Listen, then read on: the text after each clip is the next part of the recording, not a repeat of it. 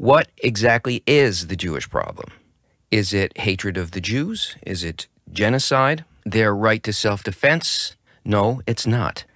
The problem is that nobody, and I mean nobody, including most Jews, know what Jews are and what their role is in the world, or even if they really have a role in the world. Well, how could the longest surviving identifiable grouping of people on Earth not know who they are? It's clear to us they're a race, because if their mother is Jewish, then they are. Yeah, but no, there were times in history when a person was a Jew only if their father was. And all you got to do is look at a bunch of Jews, and it's clear that they're a hodgepodge of races. But that's because they're a religion, right? Wrong. The majority of people who identify as Jews are secular, and the ones that we're probably most aware of are strongly anti-religious. Okay, so then maybe they are a nation state, Israel, a legal entity like Canada or the US. Yeah, but more Jews live outside of Israel than in Israel. So what are those Jews? You see the problem? Every definition is a contradiction. They're pacifists and they're warmongers. They're inferior and they dominate the economy. They want to take over the world. Capitalists.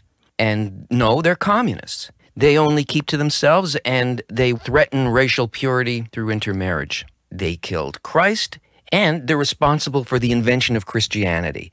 They have a chosen people complex and they've got an inferiority complex.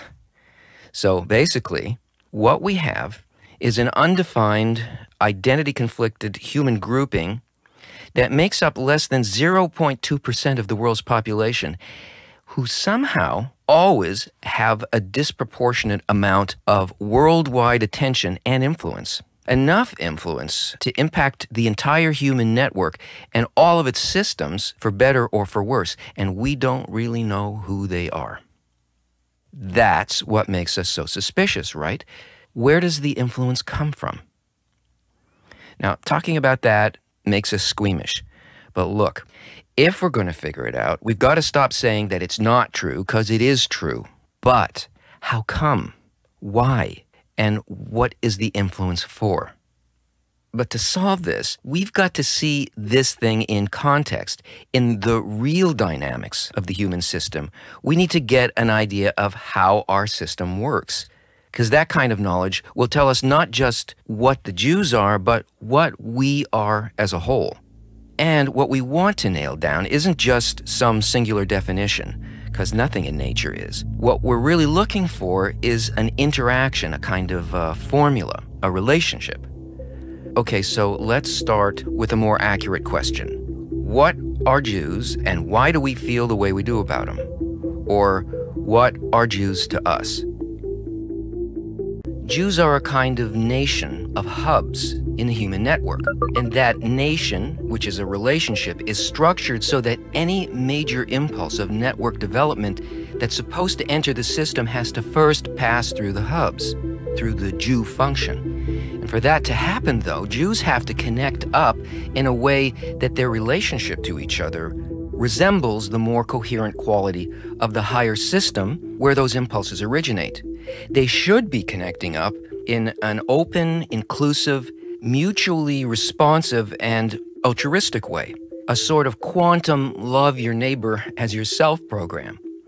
This should be a conduit made of human unity that minimizes the resistance to those development-enhancing impulses from entering the system and maximizes the spread and absorption of new ideas to every node. What it conducts to the system is a natural inborn grasp felt within the nodes of ideas and confidence about what next step to take for development and survival. It gives a sensation of wholeness, inspiration, and purpose, and that's what's missing now. What exactly are nature's messages that are coming from that higher system? Well, they're the same in all scale-free networks. The message is connect and make whole, because nature evolves its parts to handle more connection, making them more useful to the system and able to receive much more benefit from each of those enhancements. And apparently, the new data shows that connection aimed at greater states of unity may be the prime directive of the system.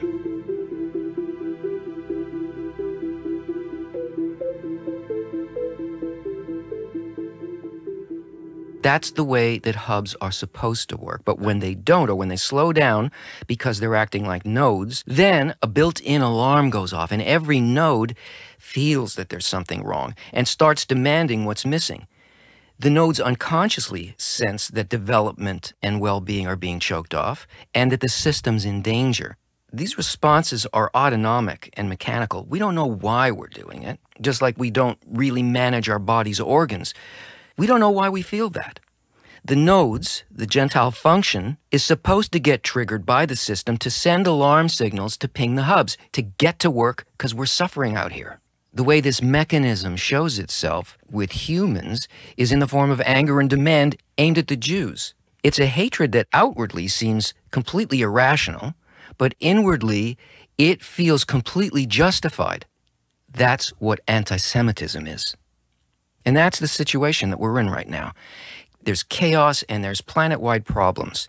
The fear that we feel for our survival is happening because our ability to evolve isn't keeping up with the super-accelerating global interdependence that we're already into. Because that demands a much more efficient, higher-intensity unity from our hubs. Otherwise, we can't see a future or develop ideas that are going to allow us to safely steer the system to that more advanced state of organization. So, how do we fix that? Let's look at it again. Unity is the prime directive. We hit a crossroads in development. System alarms go off, and there's an immediate, subsensory, system-wide directive to unite. But the problem is that this can happen in one of two ways, depending on which of our functions moves towards unity first. If unity is initiated by the cohesive function, or our Jew function, then we expand through free will. There's voluntary agreement that is coming from the concern for all the parts. And we get progress. We get an enhancement of quality, and we get sustainability. If the expansive function, our Gentile function, moves towards unity first, we get empires. We get national unities based on force that pit races, religions, and cultures against each other. We get an expansion, but of quantity only. You get fascism, war, and genocide. So let's look at genocide. The whole point of having hubs in a system is to evolve its nodes into hubs. But no matter how powerful and legitimate the claim against our faltering Jew function, genocide doesn't work. It's impossible to fix the problem of underperforming hubs by destroying them because it makes the system collapse. All you got to do is look at a history book to see what happened in places that tried to do that. The negative effects are almost immediate because hubs can't be replaced en masse or really at all, because hubs are how nature evolves nodes to become hubs. And what would we replace them with? Because Gentile and Jew functions are not self-appointed roles. They're products of natural structures. So any group of nodes that would imagine that it could work in some way that is opposed to how nature works and builds systems or sustains them just plain isn't a hub. That's why there are always Jews. And that's what Jews are to us. The Jewish problem isn't one of culture or religion or race or nationalism. It is an integral role of nature. And anti-Semitism is this deeply programmed need of the system to survive. And that motivates the suspicion and hatred for Jews. And the only way to fix this problem is to understand ourselves. Really, all that's missing now is the real human quality, the volitional, conscious agreement of all the parts of the system to develop according to our roles. Nature's prime directive is unity, and that's what we're here for, and that's how we grow. And we see it everywhere in nature, except right now, where we see the opposite tendency in the human network. So, yes, of course, we need to activate the hubs. We need to wake them up. And if you're a hub, you still have this same job, and apparently you're not even allowed to escape it. So wake up. Take responsibility, because the stakes are so much higher this time.